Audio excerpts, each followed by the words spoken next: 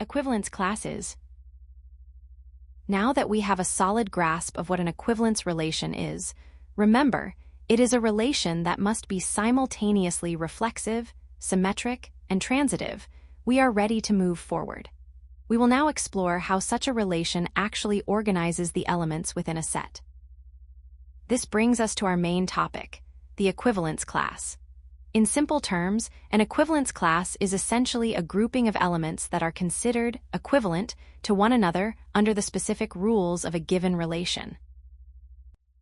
Understanding the concept. Now that we have established what an equivalence relation is, remembering that it must be reflexive, symmetric, and transitive, let's examine how such a relation actually organizes a set. When a relation, which we will call R, on a set X is an equivalence relation, it naturally divides the entire set X into several disjoint subsets, meaning these subsets do not overlap. Each one of these distinct subsets is known as an equivalence class. To be more precise, let's look at the formal definition. Suppose we have an equivalence relation R on a set X for any element.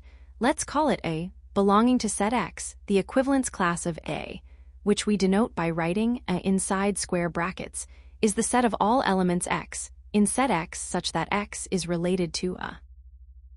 Mathematically, we express this as the equivalence class of A equals the set of all elements X in set X such that X is related to A under the relation R. In simpler terms, you can think of the equivalence class of A as a collection of all the elements in the set that behave the same way as A does, according to the specific rules of the relation R. In the next few slides, we will walk through the exact process of how to identify these elements and look at some practical examples to make this concrete. Step-by-step process to find an equivalence class. Now that we have established the formal definition of an equivalence class, let us move on to the practical application. To determine the equivalence class of a specific element, you should follow these 4 systematic steps. First, identify the set and the relation. Before performing any calculations, you must clearly define the set, which we refer to as set X, and the specific rule that defines the equivalence relation, denoted as R. Understanding the boundaries of your set and the rules of the relation is essential before proceeding. Second, select a representative element. From your set X, choose a specific element, which we will call A. This element, A, is known as the representative of the class, as it serves as the point of reference for the group we are about to identify. Third, apply the relation rule. Now, you must examine all other elements in set X, which we can call X, to see which ones satisfy the condition of being related to our representative. In other words, you are looking for all elements X, such that X is related to A under the relation R. Finally, group the elements. Collect all the elements X that satisfied the condition into a single set. It is crucial to remember to include the representative element, A itself, in this group. This is guaranteed by the reflexive property we discussed in previous lessons. This resulting collection is the equivalence class of A, denoted as A bracket. By following these steps, you can systematically partition any set into its respective classes. To see how this works in practice, let us proceed to some illustrative examples. Illustrative examples.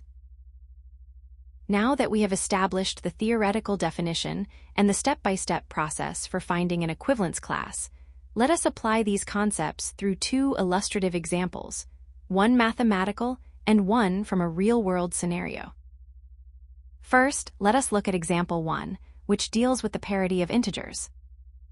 Consider the set of all integers, denoted by the symbol z. We define a relation, R, such that 2 integers, A and B, are related if and only if their difference, A minus B, is divisible by 2. In mathematical terms, this specific equivalence relation is known as congruence modulo 2. Following the steps we discussed in the previous slide, let us first find the equivalence class of 0, which we denote as bracket 0. To do this, we look for all integers x, such that x is related to 0. This means that x minus 0 must be divisible by 2. Since x minus 0 is simply x, this implies that x must be an even integer. Therefore, the equivalence class of 0 is the set containing all even integers, such as -4, -2, 0, 2, and 4. Next, let us find the equivalence class of 1, denoted as bracket 1. In this case, we look for all integers x, such that x is related to 1. This requires that x minus 1 be divisible by 2. For the result of x minus 1 to be an even number, x itself must be an odd integer. Consequently, the equivalence class of 1 is the set of all odd integers, including -3, -1, 1, 3, and 5. To help you visualize this more intuitively, let us move to example 2, a real-world example involving student grade levels. Imagine a set S consisting of all students in a high school. We define a relation, R, where two students, S1 and S2, are related if they are in the same grade. Step 1 is to identify the relation. The rule here is being in the same grade. As we can see, this is an equivalence relation because it is reflexive. Every student is in the same grade as themselves. It is symmetric. If student 1 is in the same grade as student 2, then student 2 must be in the same grade as student 1, and it is also transitive. Now, let us find the equivalence class of a specific student named Amit, who is in grade 12. We look for all students, x, in the set S who are in the same grade as Amit. Since Amit is in grade 12, any student who is also in grade 12 satisfies this condition. Therefore, the equivalence class of Amit is the set of all students currently enrolled in grade 12. Notice how in both examples, the relation allowed us to partition a large set into smaller, distinct groups. In the next slide, we will explore the key mathematical properties that these equivalence classes always possess. Key properties of equivalence classes. Now that we have seen how to practically identify these classes through our examples with integers and student grades, let us examine the unique properties of equivalence classes. These characteristics are fundamental and serve as a building block for many advanced concepts in higher mathematics. First, let us consider the property of being non-empty. Every equivalence class of a contains at least one element, which is the representative element of itself. This is a direct consequence of the reflexive property we discussed at the beginning of this lesson, which ensures that it is always related to A. Next, we come to a very important property. Equivalence classes are either disjoint or identical. This means that if you compare the equivalence class of A and the equivalence class of B, they are either exactly the same set, or they share no elements whatsoever. To put this in mathematical terms, either the equivalence class of A equals the equivalence class of B, or the intersection of the equivalence class of A and the equivalence class of B is the empty set. Finally, we have the property of covering the set. If we take the union of all possible equivalence classes, the result is the original set X in simpler terms. This means that every single element of set X belongs to exactly one equivalence class. There are no elements left behind, and as we just mentioned, no element can exist in two different classes. Key takeaways. Now that we have explored the properties of these sets, let us summarize the key takeaways to ensure we have a solid grasp of the concept before moving forward. First, let's recap the core definition.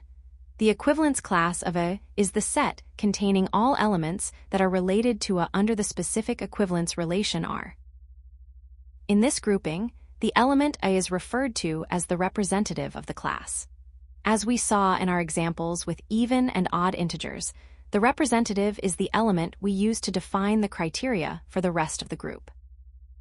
A very important logical point to remember is that if an element B belongs to the equivalence class of A, then the equivalence class of B is exactly the same as the equivalence class of A in simpler terms. This means that any single element within a class can act as the representative for the entire group without changing the set. Ultimately, the power of equivalence classes lies in their ability to group similar elements together. This effectively simplifies the original set X by partitioning it into distinct, non-overlapping categories. Now that we have a clear summary, Let's look at the final slide to discuss some common mistakes you should avoid when solving these problems. Common mistakes. Now that we have covered the definitions, the process, and the properties of equivalence classes, let's conclude by discussing some common pitfalls to ensure you avoid these mistakes in your assignments and exams. First, be careful not to confuse the relation R with the equivalence class. Denoted as the class of A, it is a frequent error to treat these as the same thing. To keep them straight, remember that the relation is the rule or the condition we are testing, whereas the equivalence class is the resulting collection of elements that meet that specific condition. Secondly, let's address the idea of overlapping classes. A common misconception is that a single element could belong to two different equivalence classes. However, as we established when discussing the properties of these sets, this is mathematically impossible. If you discover that an element X belongs to both the class of A and the class of B, then you have actually discovered that the class of A and the class of B are one and the same. Finally, do not forget to include the representative element. It is quite common for beginners to list the other related elements, but forget to include the element O itself within the equivalence class of A. Always remember that because an equivalence relation is, by definition, reflexive, every element must be related to itself. Therefore, the representative element must always be a member of its own equivalence class.